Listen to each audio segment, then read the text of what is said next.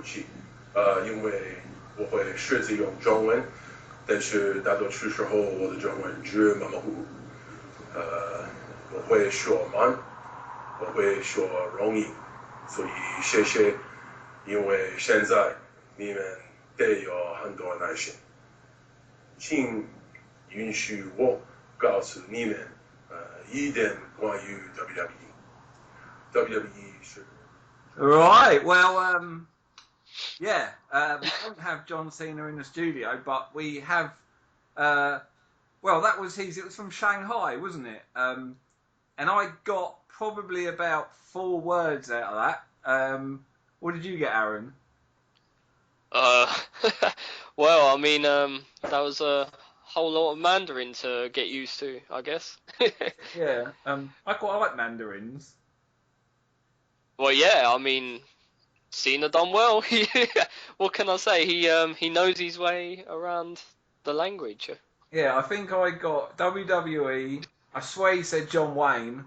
And He definitely said John Wayne. Yeah, and Shishi. But yeah, I mean, I don't know that guy. Like everyone moans about him, but he's frigging like clever. He's like Superman. Sorry, just taking a swig of my coffee there. But anyway, yeah. So before we start babbling on and on, I kind of guess the people that are listening to this don't really know who the hell we are. Yeah, and we don't actually have John Cena in the studio with us now, but yeah, we're going to sort of introduce ourselves a little bit. What this sort of whole malarkey caper is all about. My name's Ian, and there's this bloke who's got the same interest as me, and we kind of were just chatting one day and said, "Hey ho, let's do a podcast." So this is like the first go. The inaugural. Yeah, the inaugural. Hopefully, the inaugural. Yeah, not the last, but you know you've got to start somewhere. So this is kind of what this is. So yeah. So my name's Ian, and you can introduce yourself, can't you? That's it.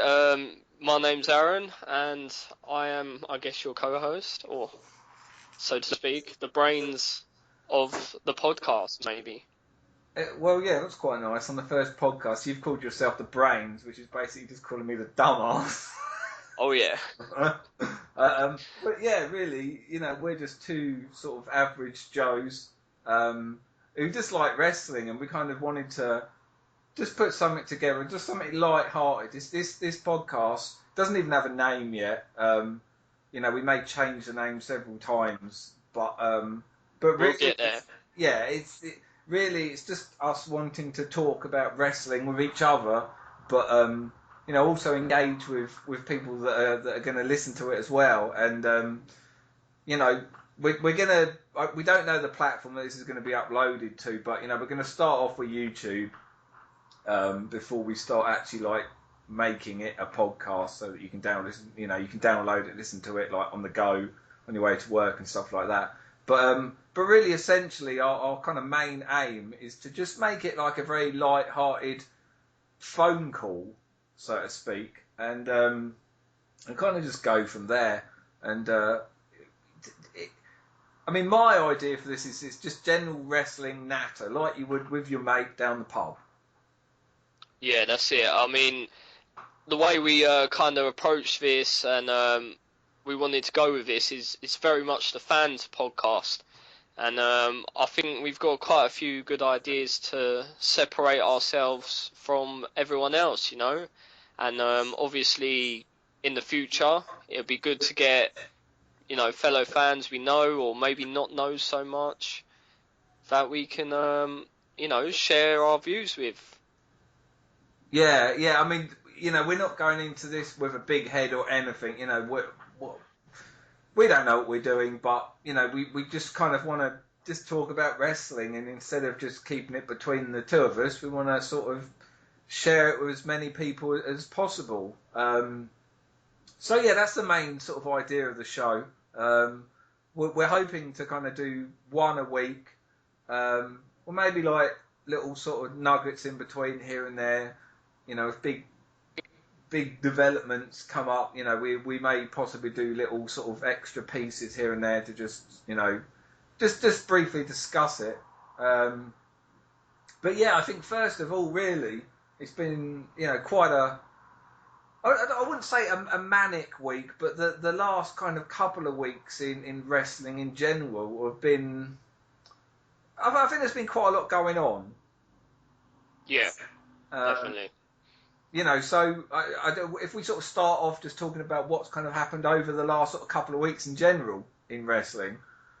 Well, yeah, I mean, with Raw, I mean, how much of it did you watch, Ian? I mean, did you fast forward much?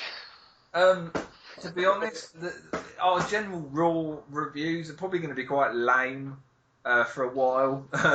Because I'm just struggling with Raw at the moment. I mean, it's the 3 hour thing it's not working for me. I can't, if my head was a sponge, it would be a fairy cake because it doesn't absorb half of the crap that is on Raw. And I actually found something on, I think it was something that came up on Facebook the other day, and it was a website that take an episode of Raw and they put it into a pie chart and they say how much is adverts, how much is promos, how much is matches, and how much is whatever else is left.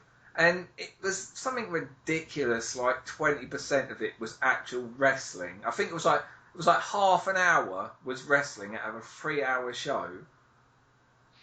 Yeah, I mean, for me, the 3 hours is too much. I mean, here in the UK, as we're from the UK, it's on at 1 o'clock in the morning. So, for starters, if you're watching it live, it's strenuous. But 3 hours in general, I mean, 2's good. I get through SmackDown a lot easier.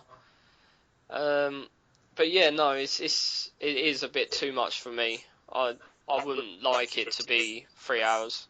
It's starting to get. We're getting saturated, and really, it's only going to get worse. I don't mean to sound all negative Nancy, but it's not going to get any better. We've got the big news. It's about the brand split. SmackDown going live, which is it's good. We've wanted a brand split for ages. Raw has. SmackDown has been live quite a few times, just like one-off specials. But, the amount of wrestling we're expected to consume is getting mental. You're looking at 5 hours in 2 days come July. And well, that's if they make SmackDown 3 hours as well. I really don't think that's something they should do quite yet. It wouldn't surprise me if they try. But yeah. It's too much, and I've always said this, but I don't think it's going to be long before I just stick to these network shows that do like, I think on Superstars they do it where they just do it's like a magazine show, isn't it? Yeah, I mean, we'll kind of blitz through Raw and SmackDown and even NXT a bit, because NXT was exciting this week. But with Raw, I mean, one of the main is the Ambrose Asylum with Rollins and Reigns. I mean, what did you think of that?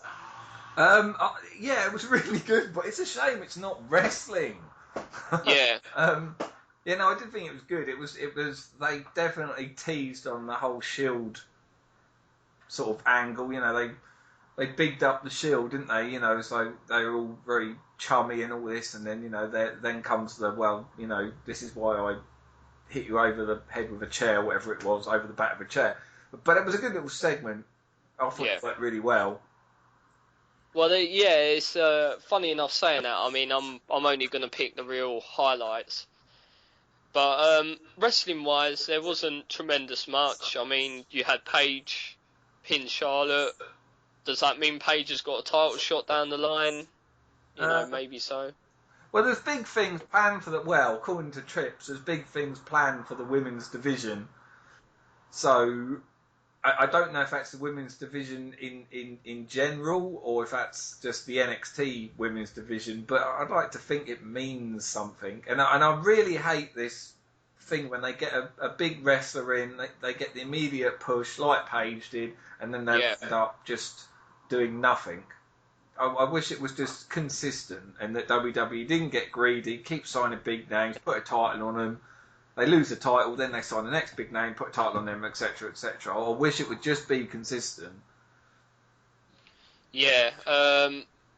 Another thing involving Raw, one of the main segments, again, not matches, segments, was obviously the Cena and Styles contract signing. What did you think of that? I don't even know if I watched that bit. I mean, obviously Cena's come back, the hero, dream match. You know, he lays 2 contracts on the table. This is one with Cena versus AJ with the club. This is Cena versus AJ by himself. Just trying to really make Styles look, you know, really weak. You know, you can't do nothing without the club. Blah blah blah. Yeah, the thing I don't get about the build they're going for on this is that they're going that this is 15 years in the making. It's not 15 years in the making. I've never heard anyone at any point go, "Oh, you know what my dream match would be? I'd love to see Styles and Cena." I've not heard that. Never. No, I've never thought about that. I mean, I'm a big Styles fan, and I've never thought, you know, Cena and Styles is a dream match. Yeah, there's certain matches that people talk about. Undertaker, Sting, I get it. Yeah, that match has been in the making for a long time. But it's almost like they don't know how to build it, so they'll just go, "Oh, yeah, this is a dream match." It's not really a dream match. This is... I don't know what this is. At the end of the day, if you look at the people that have come in, we had Owens, didn't we, beat Cena? That really did elevate Owens' career. Owens landed up with the Intercontinental belt. So if Styles does beat Cena, is that the route they're going to go? Would they put the Intercontinental belt on Styles? I've always been, you know, how do I say it? Basically, I've always thought there's a way to do things, and I've always thought, you know, you go from, you know, the old style. Like, you remember, like, how Brett and Shawn done it. You know, they come up, they done their tag team thing, they moved on to the Intercontinental title. You know, they really made a name for themselves before they went up to World Heavyweight title. I mean, maybe it wouldn't be a bad idea for Styles. It's a difficult one, but that doesn't happen anymore. All you got to do is look at Roman Reigns.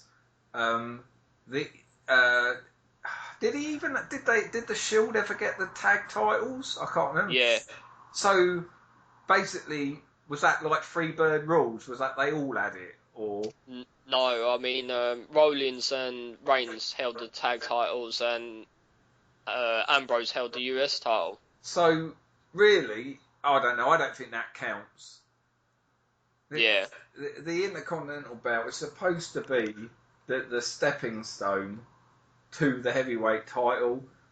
You know, and it would be a bit weird AJ having the Intercontinental belt, but then again, I think he'd make a bloody good champion.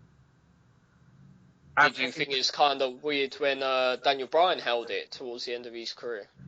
Yeah, but he held it after the heavyweight. Yeah, that's what I'm saying, yeah. So he's gone backwards. But, you know, I don't know. We'll just have to see what happens on that, really. It's a very hit and miss. I mean, moving on from Raw, because, I mean, it wasn't the best of Raws. You know, it had its segments. But what do you think of NXT? I thought it was a good NXT. Starting with the new tag team, the Authors of Pain. Yeah, I really like these guys. There's something... the thing is, if I say there's something old school about it, does that mean I'm just saying old school because of Paul Ellering?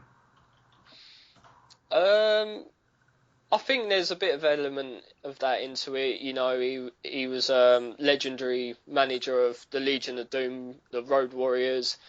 Um, basically, you know, he's an old school manager. You know, they have a really old feel to them. They don't say nothing. They come out. They smash wrestlers. You know, maybe that's what it is. You know. I do like the look of them. Like, there's something that I like about them, but you know, we haven't heard them speak or nothing, and you know, it's just it's going to be interesting to see what they do with them. If they're just going to be just beating the hell out of people for a few weeks, and then they're going to start feuding. I don't know, but yeah, I think it's a good thing. It's good to see Paul Ellering in, and just to go slightly off kilter here, but you're talking about Paul Ellering. We also know that I believe her name's Rachel. Rachel Ellering is under developmental.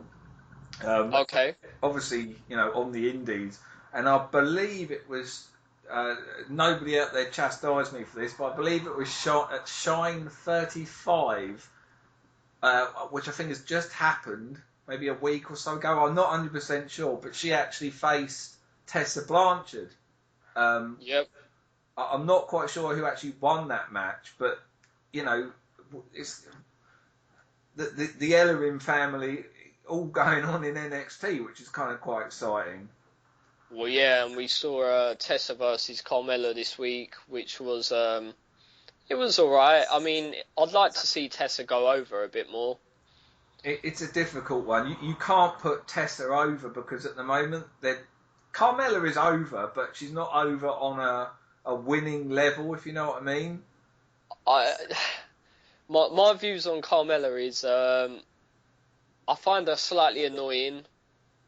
With all the screaming and all that. Her finishing move, that submission is deadly. I want to get a gif of you doing that funny running thing that she does. You want me to do it? I want to get a gif image of it at some point. Of you just doing that funny running thing. Get it recorded and we'll put it up. Yeah, I know what you mean about Carmella. That I don't want to sound. I don't know how to put this. That kind of thing pisses me off. Yeah. But on her, I really like it.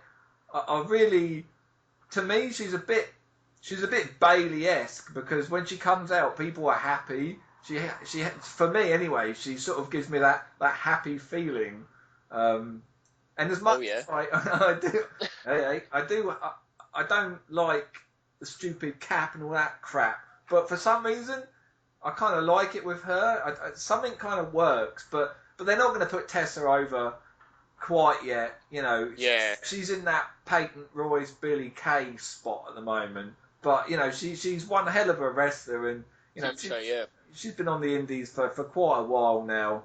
She's got the heritage, and it's we're going to have to see where it goes. And you know, just to clarify, if you know, it probably won't be happening, but if Carmella's listening, I don't hate her. I'm just not fond of her, but I love that submission. Yeah, it's pretty badass, isn't it? Oh yeah. And the last match, well, it wasn't the last match, was it? It was TM61, and now I know what the frig TM stands for. Oh, I don't know. Go on, enlighten me. It's just their names, which I have forgotten already, but I think it's something like Miller. Thorne and Miller. Thorne and Miller, that's it. I didn't know what it was. What's the 61 stand for? Their combined age, I don't know. I thought it was like some kind of sexual position or something. Yeah, they went over against Blake and Murphy. But that could be a hell of a feud. You've got two Aussie teams there. Have they battled in the past? You know, back in Australia or whatever. I really like that TM61. Oh yeah. I think they've got you know, there's a lot of wrestlers going up to the main roster now, and having fresh blood like them, people who I've never seen before, it's really interesting. You know, Authors of Pain, TM61, two fresh teams, you know, who have got it going for them. Yeah, and but what was the last match? Well, I mean, the last official match was Andrade Cien Almes versus Dillinger, but I mean, the Nakamura Balor segment was the end of NXT. That's right, isn't it? Yeah, that's I can't even say his goddamn name. Andreas. Andrade Cien Almes. Yeah. I CM means 100, yeah, so 10 100 versus 100. Yeah, 100 is better than 10. To me, it's weird that he's come straight in and he's gone up against Ty Dillinger, because they could have built the 100 is greater than 10. I thought of that the first time I saw him, and like, I don't know, I just think that could have been put into the build a bit more. You could have had him go up against some people and then go up against Ty Dillinger and really go on this CN is greater than 10. Because why the hell would you have 100 in the middle of your name? What, or your subtitle? Why would you have 100? I wouldn't call you Aaron 100 then your other name, would I? I don't get it. Why not? Why not? Because it's retarded. That's going to be my name on the podcast from now on. So I'll probably never say it because I couldn't be asked all of that stuff. I don't get it. I think they should have just let friggin' Godfather / Saudi Vega just job out some people. Well, like them to job for him. You know what I'm trying to say, and then get him to go up against Ty Dillinger. But I don't know. You know, he's good. I like that thing he does when he runs on the ropes and then he kind of sits in the ropes. Yeah, that's what Rocky Romero in New Japan does as well. Yeah. But you know, it was good. It was all right. It was fair play. One thing on NXT I didn't quite get, and they didn't think about this, is that they did an interview with Bayley, and Bayley was going.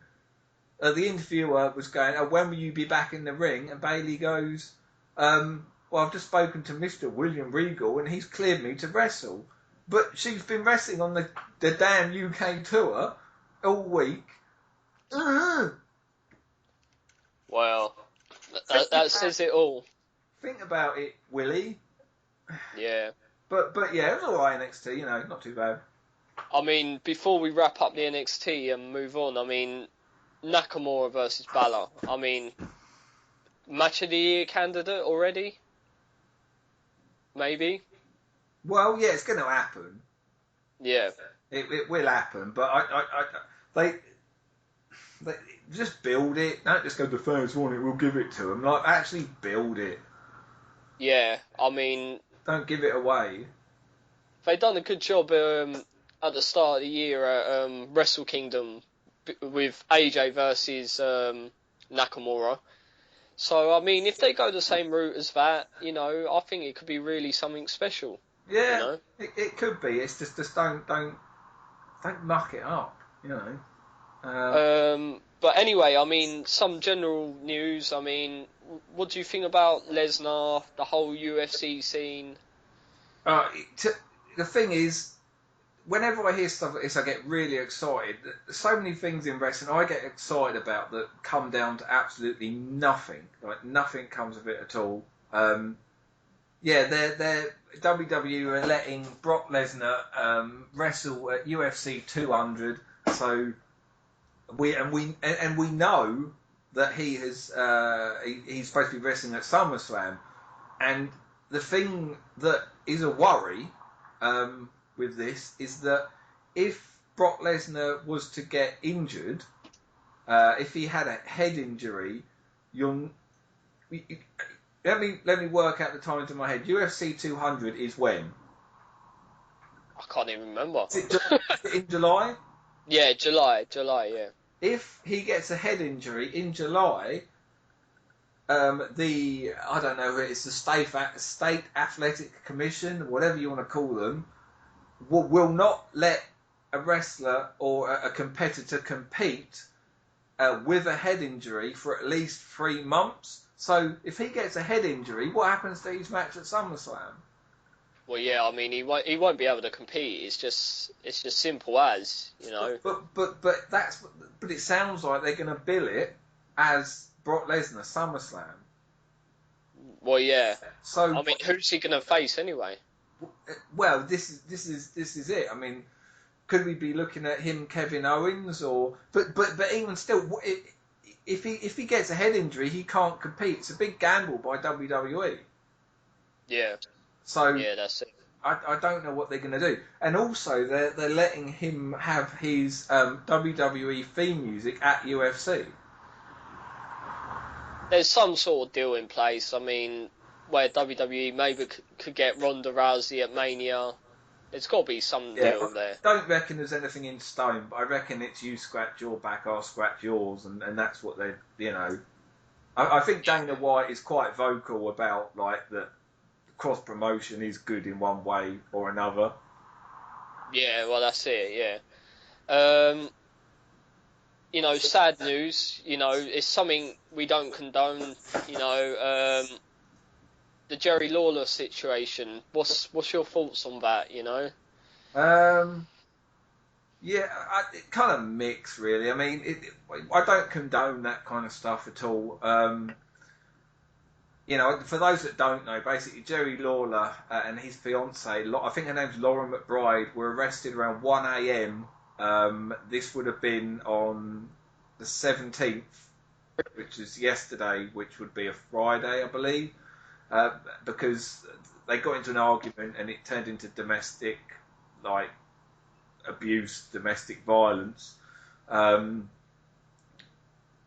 far as I know, Lawler had actually been drinking. I don't know what he's like on the source. I don't really know. But basically, Lauren alleged that Lawler had held her against the kitchen counter and hit her head and pushed her against the stove, put a gun on the counter, and then told her to go ahead and kill yourself. So, you know, it wasn't an... Yeah. There's conflicting reports, though. I mean, he said that she introduced the gun. You know, it's a very bad situation. I heard Jerry's ex-wife say in the many years they were together, he never laid a hand on me. It's not in his nature. I hope that's true. You know, I hope there's just been a real bit of, you know, there's a bad situation there. He's suspended anyway from WWE, which is sad. The thing is, I almost don't like to even talk about these kind of things because it's all right to say, oh yeah, I don't agree with domestic abuse, etc., which I don't. But then on the other hand, these guys, they don't see their loved ones for months. You know, why not see them from 1 month to the next? I'm not condoning any violence kind of behaviour, but it's not. You know, their lives are quite complicated, and you know, sometimes there's alcohol, sometimes there's drugs all mixed in, and, you know, as I say, I don't condone it at all, but, you know, what we hear and what we read isn't always the full story, no matter what source it's from. You know, it's, you know, innocent until proven guilty, you know what I'm saying? Cliff Richard. Yeah. Cliff Richard. Yeah. I mean, obviously, you know, there's stuff going on with TNA as well, nearly going out of business. Slammiversary nearly not happening because of the whole not paying their production team and all that. Yeah, I don't know massive amounts about what happened, but what I do know is that they almost had to pull out because they didn't have enough money to pay their production team. And as far as I know, like WWE have their own production, what do you call it? Own production crew. Yeah, they go on road with them. Yeah, but TNA don't. I don't know I don't know how they outsource or what they do, but they basically didn't have enough money to pay them.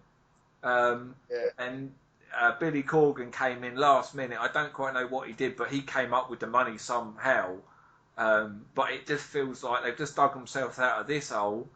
Now they've got to contend with the next hole and the next hole. And much longer are they going to go for? I want them to succeed. I don't want them to go out of business, but it's getting iffy now. You know, we've got Dixie's gone to minority holder because she just doesn't want to let go, and obviously you've got Corgan as the main holder. I don't know where this is going. It's a bit worrying, really, and I can see them just merging with another company. Global Force, maybe. I don't know what they're going to do, but it's a sad thing to see. But I don't really know that much else about it, to be honest. Yeah, just a quick one before we move on. I have New Japan World. New Japan Pro Wrestling Dominion is on the same day as Money in the Bank, so that'll be interesting pay-per-view. You know, you've got Naito versus Okada for the IWGP Heavyweight Title. You know, our homeboy Ospreay's going up against Kushida for the, you know, what is it? You know, the not the Japanese belt. Yeah, totally blanked. Obviously, the first ladder match in New Japan as well between Omega and Michael Elgin for the Intercontinental title. Interesting pay-per-view. First ever, apparently. Yeah, I might be wrong, but I do believe first ever. Oh, that's going to be quite... Where's that been held then? I'm not too sure. But, you know, there's a good card for that. I mean, if anyone's got New Japan Worlds like me, worth a watch. I would say I'd give you my password, but I don't want to. It's in Chinese. It's in Japanese. Don't get them mixed up. Oh, sorry. Oops. I love you all. It's Cena who's in Chinese. Yeah. But yeah, I mean, moving on. Can I just add one thing in there? We were talking about that. Yeah, go.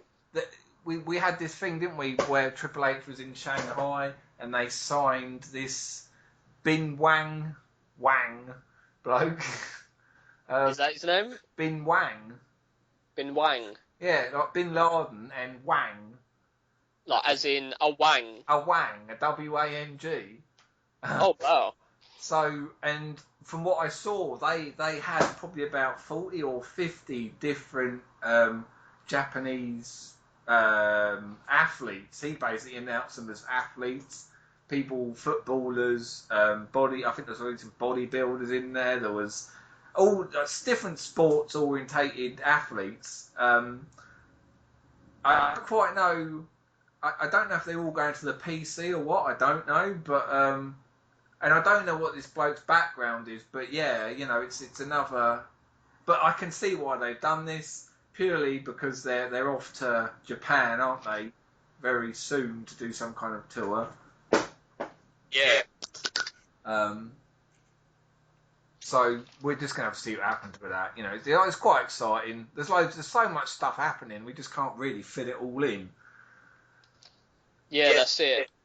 So yeah, moving on. Basically, obviously, it's the inaugural podcast, and I thought we'd do a few questions. I mean, we'd do this with future guests, maybe future friends we have on the show, but it's a section called Wrestling and Me. Basically, you know, we ask questions about each other or about the guest, so you know, the fans or the listeners know what we're into. So do you want me to start with you and you fire back? You can do. Yeah. I'll just come up with a few questions. That'll be interesting. So I'm being like interviewed here. You're being interviewed. I mean, these guys want to know more about you. So if I say stupid stuff, do I not get the job? Have I got the job? Is this like probation? Yeah, it is really. I mean, I could replace you here. I mean, you know, maybe not find someone with as good of a beard, but we'll see what we can do. I mean, I've put my best gear on. I know people in radio land and, you know, well, YouTube land can't actually see me, but I have got a tuxedo on. Bit like Cesaro's. Well, I'm not going to rip it off or anything, and I don't quite look Please don't. like James Bond, but yeah. All right, getting started.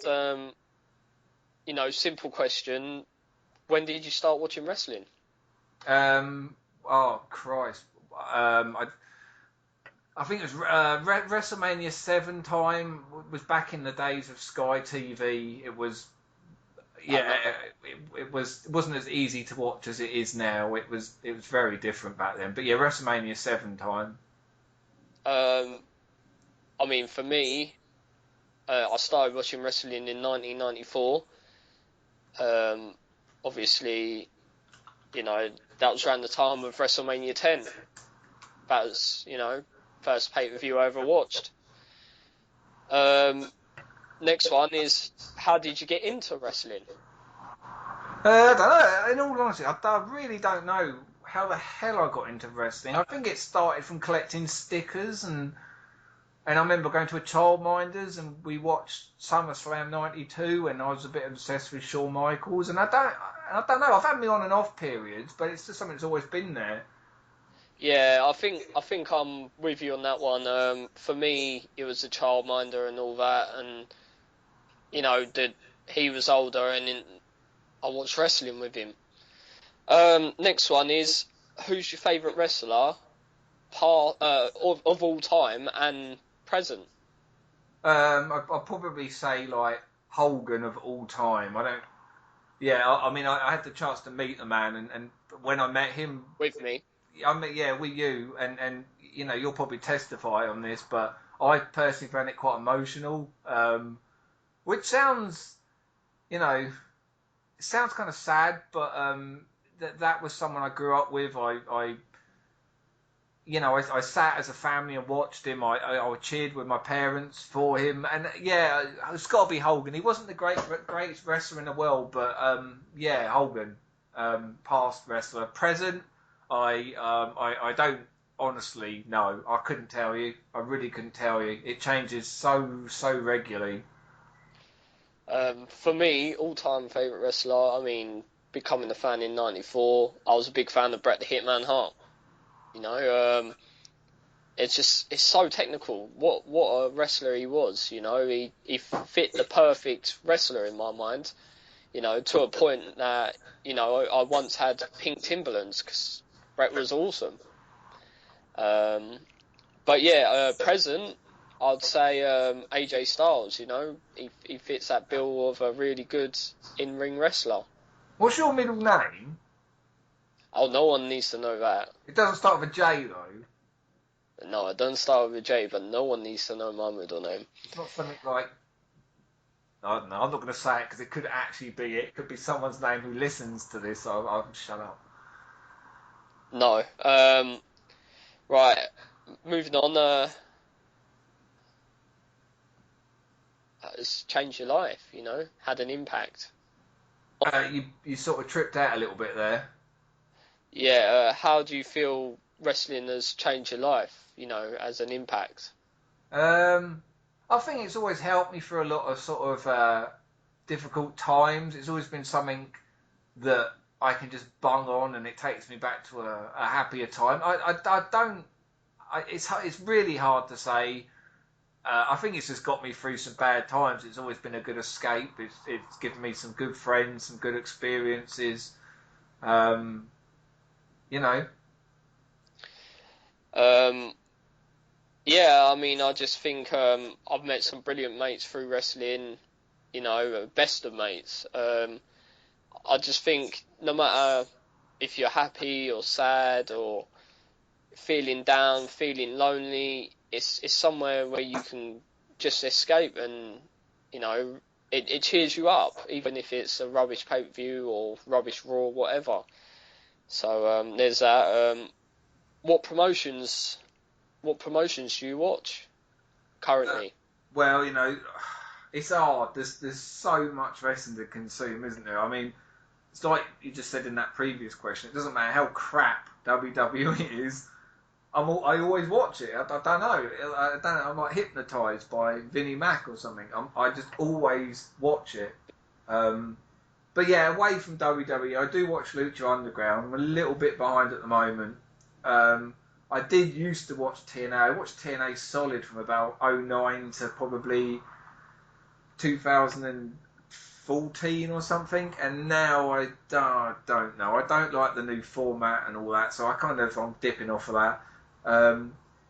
And then it's not so much what promotions I watch, because nowadays everything is, your Ring of Honor stars are kind of, come from indies, etc., etc. I basically just like to watch whatever I can. I love watching indies. For me, WWE, it's light-hearted entertainment. If I want to watch a match, I'll watch indie stuff or Ring of Honor. Depends on my mood, but yeah, ZZW, ROH. I love Shine and Shimmer. I really like watching them. Obviously, our British stuff over here, RPW, Progress. Never seen Southside, but I like to. Anything. I'm quite happy to watch absolutely anything. Love it. Yeah. I mean, obviously, for me, I mean, I think you just can't not watch WWE. It's just it's the main thing. It is wrestling. But other than that, I think I watch TNA moderately. Ring of Honor when I can, because it's hard to get to watch it. I watch New Japan Pro Wrestling now on a regular. I mean, I go to RPW in the UK. So I mean, that's really where I'm at with the promotions. Big up WCPW. I'm really excited about this organisation because they've come out of nowhere and they will be doing. We plug in. With what? We're plugging here. Yeah, we're plugging. I mean, they've just had a couple of live shows, but they're doing a weekly show on YouTube, so you don't have to subscribe or do nothing. It'll be on YouTube. So I don't know when the first show's on, but I'm well looking forward to that. And they've got great names, great British names. Favourite theme or entrance? Oh Christ, it's so hard. So hard. To get me jacked up, I'll probably say something like CM Punk's old Kill Switch Engage theme. I used to love that. I don't know, like anything. I love Bayley's music. I love Sasha's music. I love anything. I don't know. Yeah, there's so many. I couldn't say. I mean, obviously, going back, I mean, from my child, Undertaker was just bone chilling. One of my favourites ever is CM Punk's entrance, the later one. At the moment, I'd say like people like Becky Lynch, Sami Zayn, and I mean, every time Nakamura comes out, No, we're tripping out a little bit here. Oh, have we lost him? I think we might have lost him. Yeah. No, nearly. Are you there, Aaron? Can you hear me? I'm here. There we are. He just tripped out a little bit. He had a bit of a medical problem there. Just don't tell him what it is. Yeah. But yeah, I mean, moving on. What's your favourite wrestling memories? Well, my first memories, I'll give you two. I mean, my very first memories of just watching wrestling was just the good old days, when it used to be on Sky One in the UK, and it would be on a Sunday, and you'd have I can't remember how it worked now. You used to have Superstars at 12 o'clock on a Saturday afternoon, and then you used to have Wrestling Challenge on a Sunday afternoon. And I just used to love sitting there. I've got this weird memory of Sunday afternoon, when I was really, really, really young. I remember having some kind of little splash pool in the garden, and I would go to a market in the day. I'd get lots of sweets and munchies and stuff, and then I'd come home and I would watch All American Wrestling on Sky One at 5 o'clock, followed by The Simpsons. And that might not seem like a lot to you, but when you're really young, those are the kind of memories that I love, and I can just remember them as clear as day. Yeah. I don't ever remember the matches or nothing. It's just a memory. It's there. Yeah, I'm pretty with you there. Basically, my best memories are when I was younger. I was a big fan of The Undertaker, and I used to have Cocktail Taker and Bin Line RS. He's closed, they're good memories, you know. Yeah, it was different back then. When now it's all on the network, but back then you had to properly, videos. You had to record everything. You had to video plus things. You had to get your mates to record it, and then they'd forget, and then you'd be upset, and you'd be annoyed, and then you have to. I used to have to wait months to get a tape full of Superstars episodes. I mean, blockbusters to rent out WrestleManias and stuff is just brilliant. Yeah, I used to rent from Tomorrow's World, and I would dub I would dub them. I would dominate the video players in the house and annoy everyone, but I wouldn't take any of that back. Last question. Do you collect any toys or anything? What do you collect wrestling wise? Anything. Well, space is always an issue, isn't it? Yeah. I used when I was a kid, I collected Hasbros. I still have those Hasbros. I'm never ever gonna let them go. I collect figures here and there and things for signings and stuff like that. Some merchandise. If I had a bigger place, I'd have a wrestling room.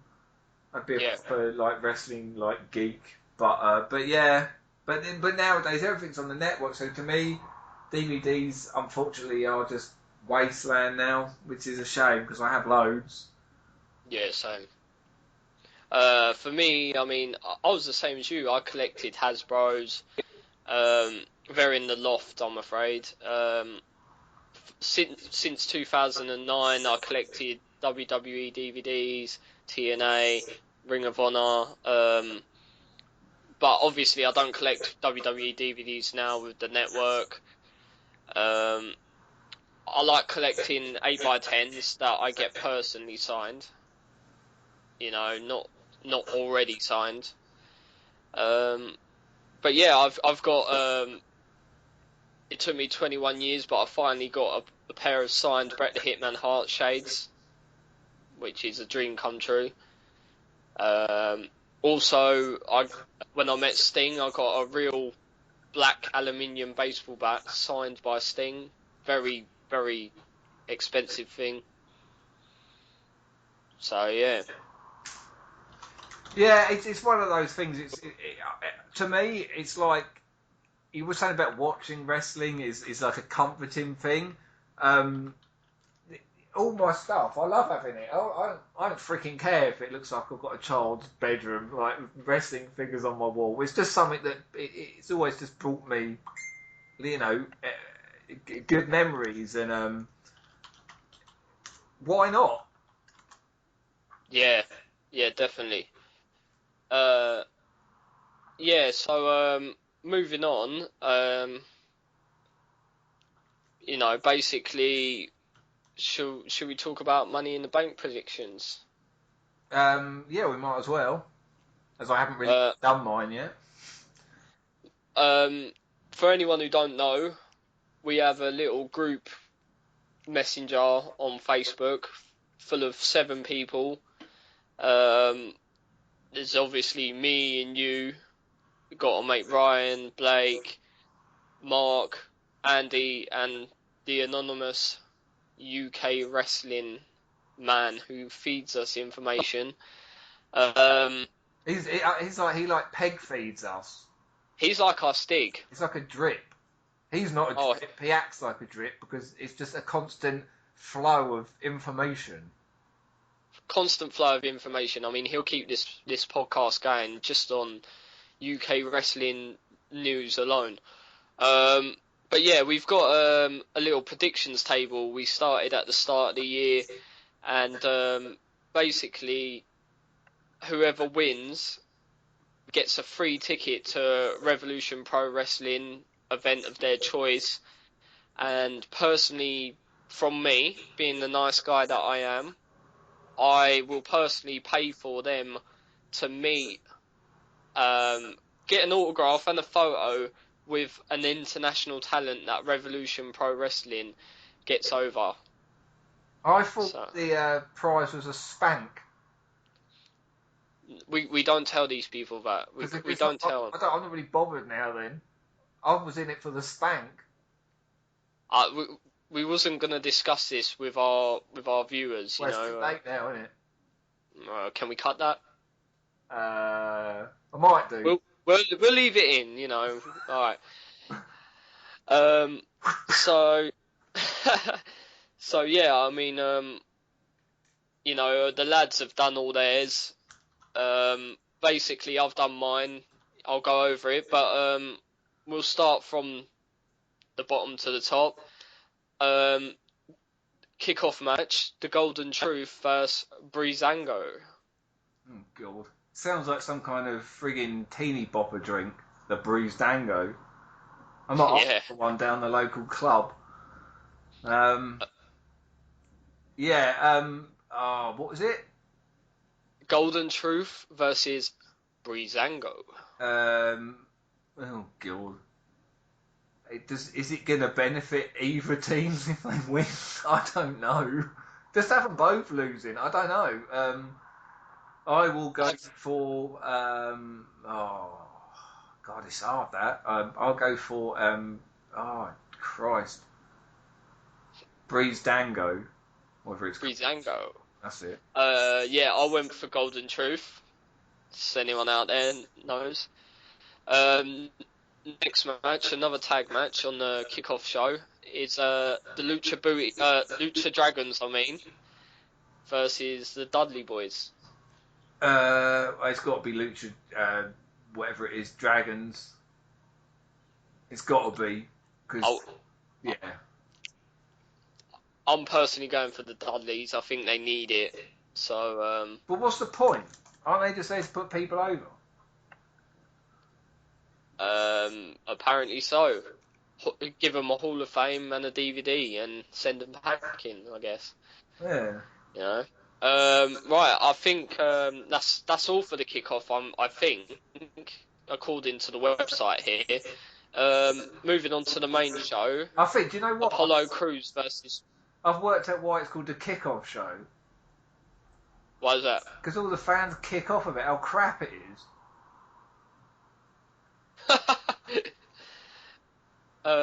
Yeah, anyway. Apollo Crews versus Sheamus. Crews. I'm going Crews, yep. I'm going out of my comfort zone here, to be honest with you. Yeah. Because I'm winning the predictions. Well, I think I'm second. You're second in the table, just to clarify that. I'm fourth. I don't reckon I am going to be second after this, because in my head, I want Crews to win, but in reality, I don't think that's going to happen. But yeah, I'm still going to go Crews. Yeah. Sad man. Anyway, Ziggler versus Corbin. Oh, who's won the last ones? It's another one. Does it really matter? Corbin. Corbin. That's been moved up to the main show now, I believe. So yeah, this is the main show. Yeah. Corbin. Yeah, Corbin as well. I like Corbin. He's all right. People don't like him, though. Apparently. It's Jeremy Corbyn's brother. Apparently, no one likes Corbin. I don't get it. I like Corbin. I like Corbin. Women's champion Charlotte and the lovely Dana Brooke versus Natalya and the extra lovely Becky Lynch. I'm going for well, Dana and Charlotte have been teasing this kind of like they were almost going to fall out, weren't they? But then they didn't. It was a swerve. Yep. Are they going to fall out on this one? Was that a swerve just to make you think that they would lose? So I think they're going to drag this out. So I'm going to go Brooke and Charlotte. I mean, I'm going to go with Natty and Becky for the fact that I think there's going to be a bit of miscommunication between Charlotte and Dana. Top of the morning to you. Yeah. Anyway, tag titles: New Day versus your favourites, the Club. It's like a lot of chocolate on your biscuit. Join our club. My club or your club? have they named a team after a chocolate biscuit? Well, I think they're running out of clubs to make up anyway, but Email trips, hashtag club biscuit. yeah, that's it. See what he says about that. So yeah, New Day versus the Club versus Enzo and Cass versus the Vaudevillains. This match is different. It's not about going over in this match. There's too many teams there that need to go over, so... Oh, it could just descend into absolute chaos and there's not a winner. I'm going to go for, like, just... What would it be? Just a no contest? What would it do? Or DQ? I don't think there's going to be a winner. New Day retains. I think there's too much chaos in that one to get a clear winner. I think they'll want to plug New Day going for that tag record, so I'm going New Day for this one. I suppose mine's New Day win, but yeah, due to no contest or chaos reigns. I don't know. Right. Next one, very interesting. The Money in the Bank ladder match. You've got Kevin Owens, Alberto Del Rio, Cesaro, Sami Zayn, Dean Ambrose, and Y2J Chris Jericho. Oh man! Shut up, you idiot! Sorry, I had to get in there. I've been loving the Chris Jericho thing. When they said he was going on about he was the first Money in the Bank ladder match, like he made it the match, or whatever. And then that promo on Raw, they said where was the first match, and he didn't know. Oh, he's brilliant. Super heel. You stupid idiot. Yeah. Yeah. There's so many ways this can go. I really want to say Owens. I can see Owens fighting Lesnar. Lesnar going maybe for a title again. I don't know. I'm going to say Owens. I mean, he seems to be one of the favourites within our little group, but I'm going with another favourite, and that's Dean Ambrose. I think it's his time. You know, he deserves the title. I would personally like to see him win the Money in the Bank, and maybe same night, maybe SummerSlam, go on for a Shield triple threat. Well, he's had that build, hasn't he? He's had, like we were talking about earlier. He's had the Intercontinental. Yeah. So I suppose in that you did say Owens, didn't you?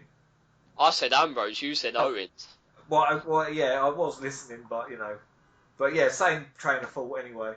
But yeah, he's on that build, isn't he? Yeah. So the 15-year in the making dream match. We kind of discussed it really wasn't 15 years in the making, but John Cena, the expert of the Mandarin arts, versus the leader of the Biscuit Club, my boy AJ Styles. It's hard. AJ doesn't need to win as such to go over. You don't need to win a match to go over. That's all. That's wrestle bollocks. But I don't know. When you look at how Owens won, he won that match against Cena back at Elimination Chamber, whatever it was called. Yep. I don't know. I haven't got Messina history book in front of me. Damn it. They all get buried in the end. Yeah. Dip dog shit. I don't know. What's yours? I'm gonna go for AJ, just for the pure fact that I hear what you're saying about he don't need it to be over. I agree. He's gonna be over whatever he does. He's too good in the ring.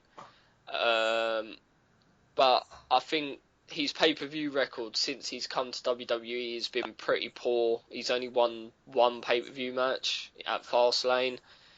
So I think he kind of does need to win this one at least, and they'll probably have Cena beat him at SummerSlam. So I'm going Styles. I'm going to go Cena. What's your theory? Man, I don't know. I don't know what my theory is. And I know, I don't know. I don't know. I'm just going to go Cena before I change my mind. Okay, ending the predictions. The World Heavyweight Title match between Roman Reigns and Seth Rollins. Reigns. Yeah, I mean, I can't see Rollins coming back and instantly taking the title off him. Yeah, it's too early. You've got to build it. Don't you know? Matches, they need a build. You don't blow your load straight away. You've got to build. Yeah, that's it. Yeah, I think Reigns will win. I don't know how soon Rollins will get the title back, but I don't think it'll be in the next few months. No. So yeah, we're both in agreement about that one. Roman Reigns. Yeah. So we'll I guess on the next show we'll have results for that, and we'll see if who's on top. Yeah. But It's the thing is, in their future, it's going to be weird because you're going to have your pay-per-view on the Sunday, then you're going to have Raw, then you're going to have SmackDown, and then you might be able to leave the house because it's going to get to the point where these shows aren't going to have reviews of Raw, SmackDown, and everything because we're not going to be able to fit it all in. well, yeah, as you said, Raw, SmackDown, then NXT on Wednesday. God. Moving on, I think, do a little section about British wrestling. We're from England. We like to plug British wrestling. It's important to us. We went to Rev Pro the other day on Sunday. Yeah, we did a rather, well, for me, wet Sunday in London. Well, yeah, you got down to Bethnal Green, York Hall, a very a favourite venue for me in London, in the East End. You got down there early to meet Kurt Angle. The main event and the title of the pay-per-view was Angle vs Sabre Jr. Yeah, I was down there at, I think it was about midday I got there, maybe a little bit earlier. It was a Q&A for Kurt Angle. Kurt Angle's one of those guys that I feel very... it's weird to say I feel very comfortable around. I don't know. I think it's all to do with no matter how much someone's done in their career, they still have a place in their heart for the common fan, if you know what I mean. Yeah. And it was very quick. It was quite quick. It was cheap. It wasn't amazing, but to me, I just enjoy being in the presence of someone of that caliber. Well, yeah, I mean, I've met Angle before, and he was a very nice guy. I mean, I enjoyed the company. I enjoyed the evening I spent with him. So it's good to see him back. Good to see him in another match. He wasn't 100%, but he still put on a good show, I didn't realise that he wasn't 100%. It was only until he cut a speech at the end, I think it was at the end, where he said that his knee wasn't 100%. I didn't even know that. Yeah. I mean, what did you think of the card in general? I mean, it was a good card. One of your favourites was there, Chris Hero. Yeah, for me, I don't really go to a lot of indie shows.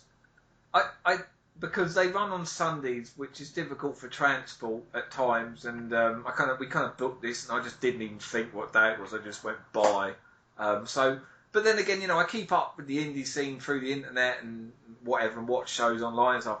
So there were a lot of guys who I just didn't actually know who they were. I'd seen Will Ospreay wrestle, but this was a while ago. I knew about what his achievements recently in New Japan and stuff like that. There were a lot of guys that I had seen, but there were a lot of guys I hadn't seen, and you tend to see that different different promotions. I've been to some Rev Pro shows in Portsmouth, but they're to me they're more family orientated shows. So the quality of wrestling is slightly different than what it is at York Hall. So I kind of feel like I'd seen the wrestlers perform better at York Hall. But yes, awesome. It sounds kind of a bit harsh for me to say this, but Will Ospreay, everyone was doing their nut, but I haven't really followed his career, so I couldn't really. I'm not someone that's just going to cheer for someone that, if I don't know anything about someone, I'm not going to go, whoa, this is amazing, because I'm bullshitting, aren't I? Because I don't really. That's not real. I'm only going to cheer someone if I generally feel that I followed that person's career or I know something about them. So I kind of feel that I learn a lot about certain wrestlers. Mike Bailey, I really liked. There was something about him that made me think of Tajiri. Yeah, it's the whole karate background. Yeah, and I've sort of followed some of his stuff through Bowler, PWG, and I've kind of, he's another one I really appreciate what he's done. Zack Sabre Jr., You got to meet him. I did, yeah, and for me, that match with Angle, it wasn't, I didn't find it an amazing match by any means, but I don't think that match was meant to be amazing. It was meant to be for Zack, it was like, when you get to wrestle someone like that, it's saying that you're worth it, that you can do this, that people are willing to invest in you. It was a short match, but Kurt Angle wasn't 100%. But yeah, following on from that, I've watched some of Zack's matches. I've watched quite a few of his matches, and absolutely incredible. So over in America at PWG, people are going absolutely ape for the guy. Yeah. He is one of the favourites for this Cruiserweight Classic. Yeah, exactly. I saw him against AJ at York Hall. I mean, brilliant match, Yeah. Great match. I'm trying to think what else was on that now. You had Noam Dar versus Marty Scurll as well. Yeah, but Marty Scurll, it's like he's so British. he's so the way he works, the way he just does that heel character so well. Yeah, that was a brilliant match. I love them too anyway. I've always been a Dar fan. Yeah, I mean, Scurll's got that character really nailed down, hasn't he? Yeah, he has. The way, once again, watching him from in PWG stuff, the way the guy he's F you, like to the crowd, I don't care, like, I'm just going to walk off, I'm going to give you the finger and just walk off, I'm too good for you, that kind of attitude, it really works well for him. Yeah, I mean, you're a big fan of Chris Hero, seeing Hero live. Oh yeah, Chris Hero. I mean, someone that I haven't followed his career for that long. Really, I suppose like when he ended his run in NXT originally was when I really sort of took any notice of Chris Hero. But then his career is incredible what he's done. But I don't think people, if you don't know who Chris Hero is, then get some YouTube him, whatever. The matches he's had in the past have been absolutely insane. The companies he's worked in has been insane. I'm going to say one match, and it's Punk versus Hero at the IWA Mid-South Championship, and it was a tables and the ladders match, and I believe it was a 2-night event, and Punk wrestled for all in all, including that match, for nearly an hour and 45 minutes. This match was just over an hour. It's mental. And I could just watch that guy just throw boots non-stop and forearms. The forearm smash he does to people's necks, the back of their head and their neck. It's just insane. Yeah. He's one of the heaviest hitters in wrestling. Yeah. Another bit of news that our anonymous UK wrestling guy has given to us is the news of a couple of British wrestlers going to NXT. Have you heard? Yeah, I He, have. Yeah. Is that 5 names, I believe, that have all escaped? Tommy End, Noam Dar, Moose. Moose Oh, from sorry, Moose is USA. English, but Who else did they say? what are you talking about? Are you talking about the Cruiserweight? Oh no, there's a couple of names that have been put forward to us who are going to NXT From England? from England. Yeah, Big Damo as well Oh, was yeah. one that was floated about, Yeah, so it's Dar, Damo, Zach. and Tommy End. Was Zack Sabre Jr. in that? Or was it just Cruiser? Well, he's in the Cruiserweight tournament, but I mean, we think he's favourite. And you don't know what's going to happen with this Cruiserweight tour. Is it for a belt? Is it for a cup? What's it for?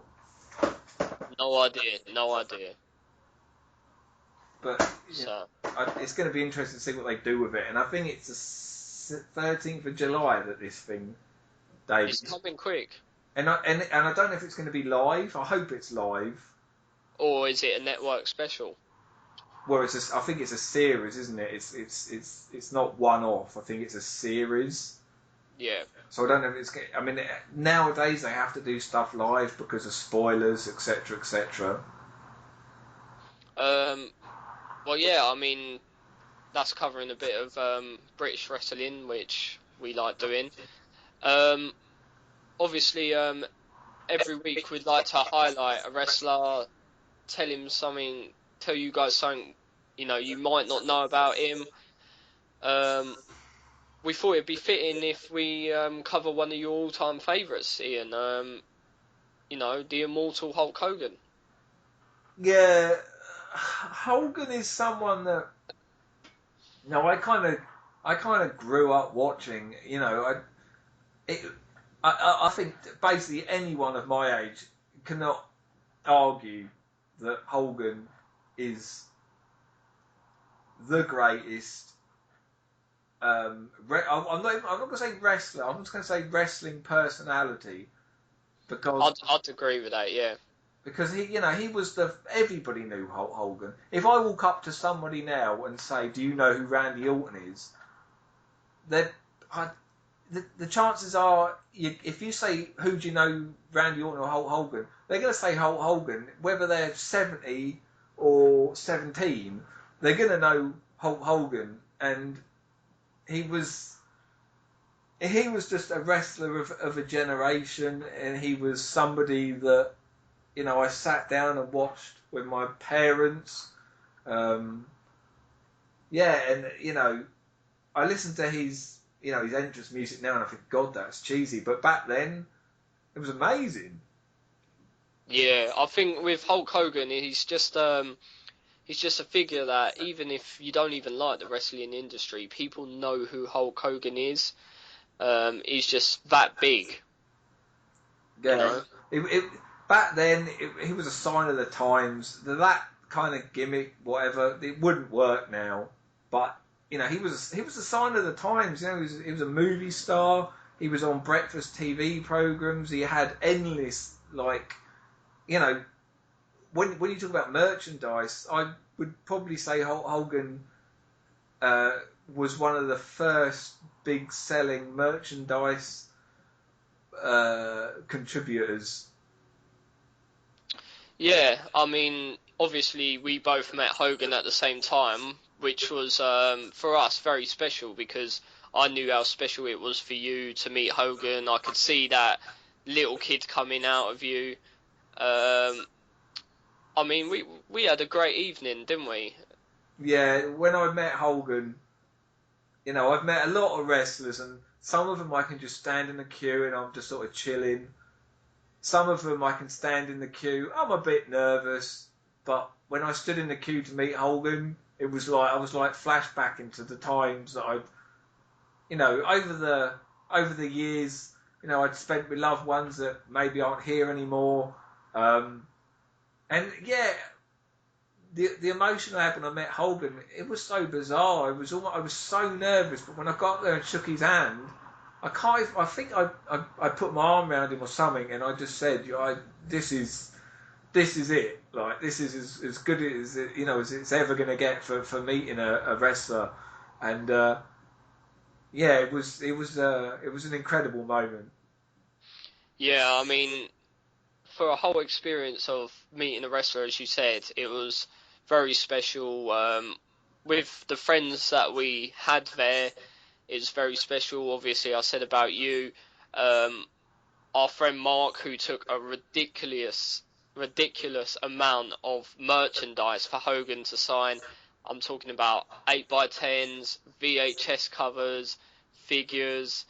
I mean, magazines. He took so much. But saying that, very selflessly, as an early birthday present, and this was 2 months before my birthday, he gave me. I'm a big Rocky fan, by the way. He gave me a Rocky 3 Thunder Lips, which is who Hogan played in the film, figure to get signed by Hogan. And I just think that was a very special moment, seeing how excited you were, seeing how excited I was, you know, it was just a real nice moment for me. Mm. I think you'll testify on this one, but when everybody met him, they kind of, you had all your stuff in your hands, you walked off to the sides. I can remember it. There were some tables that I think we all stood by, and I stood by the tables, had my belt, my magazine, and some other bits and bobs, and I stood at this table, and I didn't know whether I was coming or going, and I went to the toilet because I actually felt overwhelmed. I had to go away to be on my own, just while I had a pee and whatever. I'm glad you said a P. But just to get my head together, because I didn't know my arse from my elbow. So I didn't know whether I was happy or whether I was going to cry. So I had to go away. Yeah. It was only for just a couple of minutes, but I've never experienced that when I've met a wrestler before, and that's some heavy shit. Yeah, I mean, being a bit of a knowledge here, I'm gonna say a few details about Hogan. Obviously, he was born August 11, 1953. He's 62 years old. Resides in Tampa, Florida. He was married to Linda from 83 to 2007. That's 24 years. Married to Jennifer now from 2010. 2 kids, Brooke and Nick.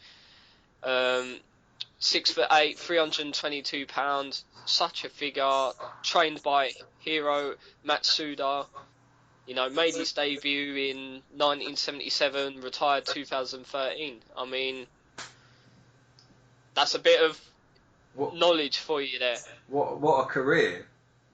Yeah, I mean, title-wise, in the WWE, he held the WWF/WWE title 6 times, tag title with Edge once, the 1990 and 91 Royal Rumble winner, 2005 Hall of Famer, 6-time WCW heavyweight champion as well. Yeah, he has really done it all, and I think really the guy, he hasn't always made the smartest decisions, but I've always respected him for his wrestling career. What a wrestler does outside of the ring, that's up to them. But as his career, I respect it. I said this earlier. We talked about some stuff. These guys are on the road. Like this bloke, he doesn't. I don't think he really knows what it is to have a week off. Yeah. He's been on the road his whole life. You got kids, marriages, problems, whatever happens in all that. And he's always been a consistent wrestling personality. And it's when this whole thing happened with him, this racism thing, it's bollocks. It's I think it's so sad that unfortunately we live in such a PC time. You know, like Michael Hayes has made racist remarks, I believe. Yeah. You know, he's still around. Like, it's just wrong place, wrong time, wrong era. None of that stuff really matters to me. No, it doesn't to me either. I think the whole racism and the video or whatever, I think that's something about Hogan I don't want to be thinking too much about. I mean, you know, being one of the guys who I first watched when I started watching wrestling, to making that change to WCW, you know, he helped made a company rival the WWE, you know, and we got a really good attitude era for it. You know, the whole NWO thing, when no one would ever think he'd turn heel, and he did. You know, it was just, he had an amazing career. I mean, 17 Pro Wrestling Illustrated awards, and maybe a bit more, but I mean, he was Wrestler of the Year in 87, 91 and 94.